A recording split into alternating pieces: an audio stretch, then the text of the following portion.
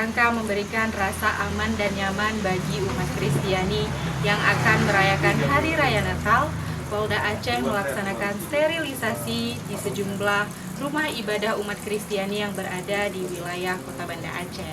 Kegiatan sterilisasi ini secara khusus dilaksanakan oleh personel Satuan Brimob Polda Aceh yang terdiri dari unit Jihandak dan Jibom dengan melakukan pemeriksaan secara menyeluruh, baik di dalam maupun di sekitar area gereja.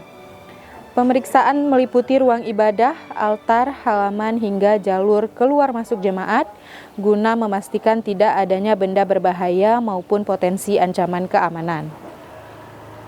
Langkah preventif ini merupakan bagian dari komitmen Polri dalam menjaga situasi Kamtibmas tetap kondusif menjelang perayaan Hari Besar Keagamaan. Kehadiran Brimob melalui unit Jihandak dan Jibom menunjukkan kesiapsiagaan Polri dalam memberikan pengamanan maksimal sekaligus menjamin kebebasan umat beragama dalam menjalankan ibadahnya.